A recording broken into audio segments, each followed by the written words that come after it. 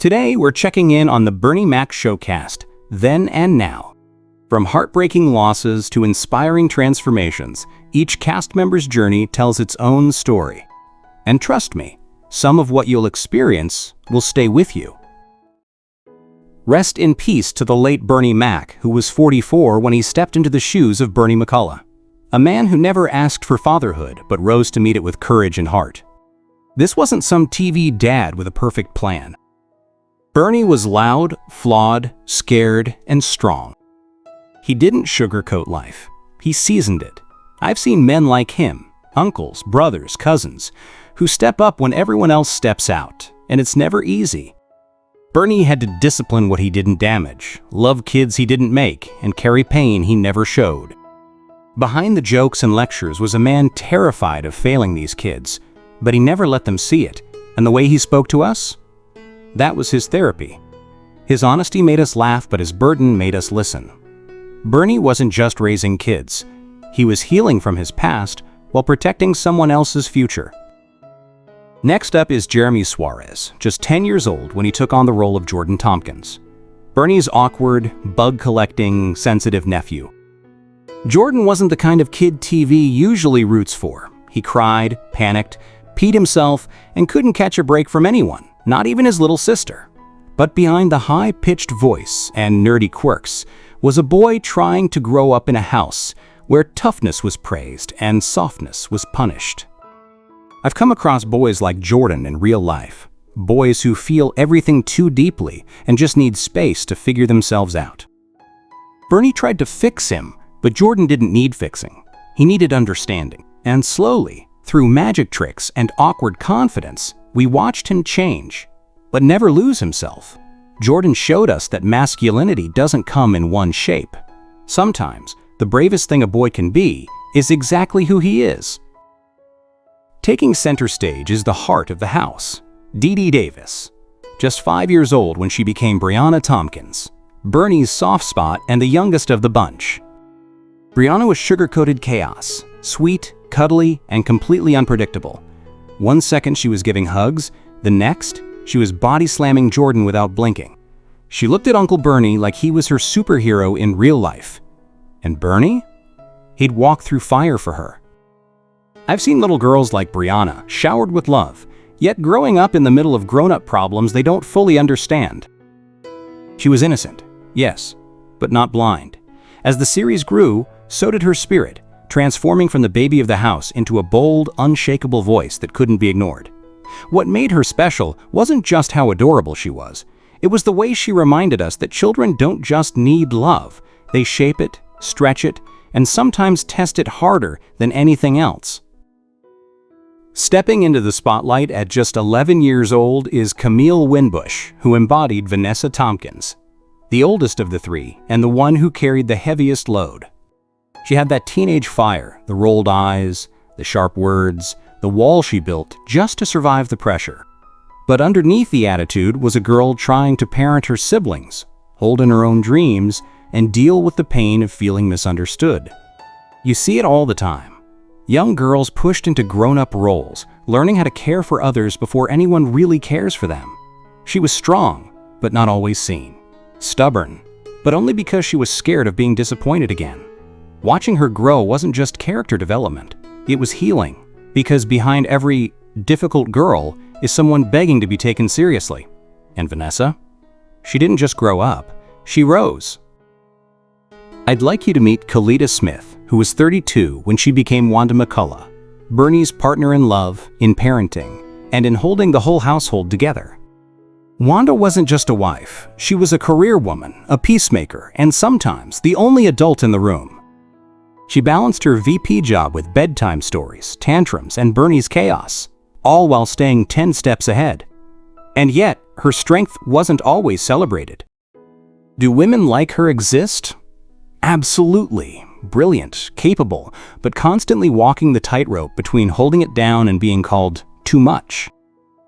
Wanda loved fiercely, but didn't always know when to let go. Her help sometimes felt like control, her support like pressure. But her heart was always in the right place. She showed us that being the glue of a family isn't about perfection. It's about strength. Because behind every strong man is a woman who feels everything but still shows up.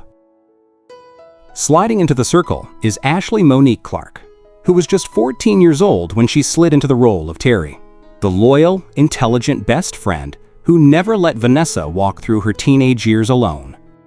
Teri wasn't just comic relief. She was the one pulling Vanessa back to reality when crushes, drama, or sibling fights had her spiraling. She teased Vanessa mercilessly, especially about boys. But when things got real, like puberty changes or sibling breakdowns, Teri always showed up with empathy. She even played peacekeeper between Vanessa and Jordan, smoothing out family tension like a pro. Ashley originally auditioned to be the funny best friend, but she brought so much more. Teri gave Vanessa someone to laugh with, cry to, and learn from. And in a world where friendships often fade, she reminded us of what it means to be that rare kind of friend who defends you out loud, even when the room is silent. Nobody talks about how hard it is for a dad to re-enter a child's life. Anthony Anderson was 34 when he played Bryan Thomkins, Bryana's long-lost dad. The man who had been gone for 8 years, only to pop in with jokes, toys, and stories like he never left. And Bryana? She lit up. Called him daddy without a second thought. That hit Bernie where it hurt. Because Bernie had been the rock, the protector, the one who stayed. And suddenly, here comes Bryan. Lazy, silly, more of a big kid than a grown-up. But beneath all that, there was a father who could cook, help with homework, play the piano, write poems, and try. Absentee dads rarely get a second chance. Bryan got one, and he used it. Not perfectly, but sincerely. And for every girl waiting for their dad to grow up and show up, Bryana's story gave them a little hope.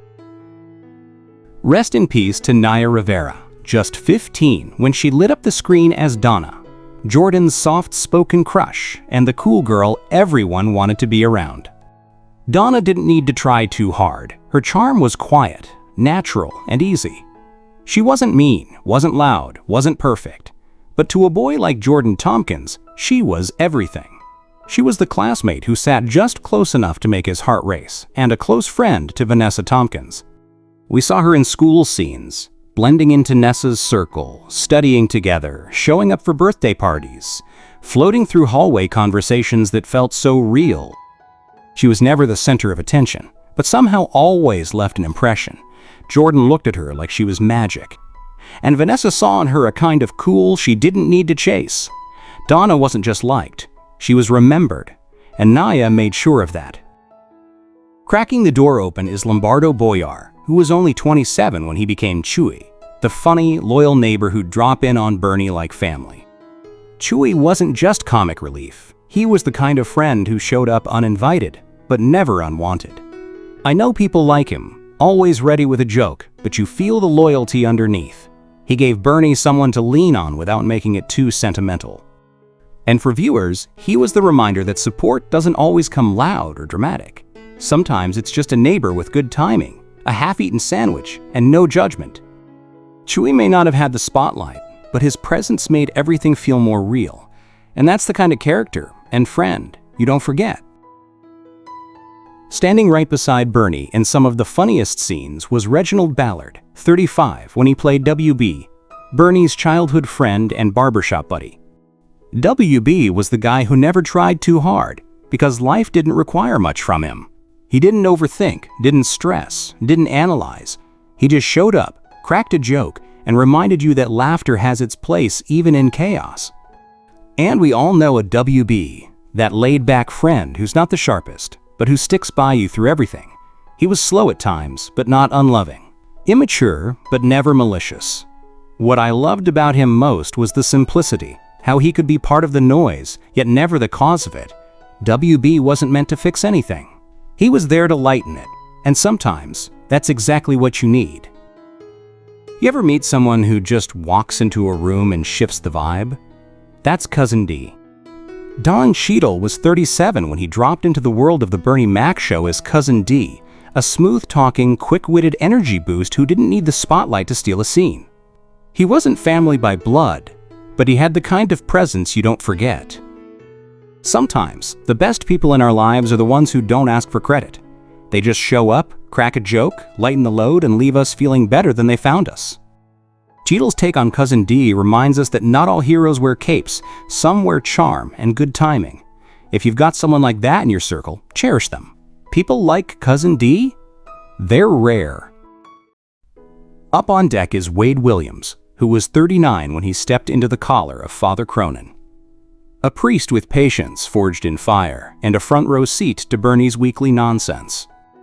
Stern, dry, and always 2 seconds away from giving up on humanity, Cronin was the kind of pastor who'd lay down the gospel, then charge you by the hour. Literally. Even God charges by the hour, he once deadpanned. He didn't always like Bernie, but he respected him for showing up, for caring, and for never fully losing his soul in the chaos. I've known men like Father Cronin, quiet, tired, and just trying to keep the light on in a world full of darkness. He wasn't flashy, but when he spoke, you listened. He reminded us that sometimes the truest spiritual leaders are the ones that laugh, sigh, and still show up. Some shows entertain, others change how we see the world. But the Bernie Mac show? It made us pause. It spoke to the struggle of parenting, the beauty in tough love, and the courage it takes to raise children who aren't your own. From unforgettable moments to heartbreaking goodbyes, the cast of the Bernie Mac show then and now reminds us why this show still hits home. Thank you for being here, watching, remembering, and feeling it all over again. Until next time, cherish the moments, share the joy, and carry the love forward.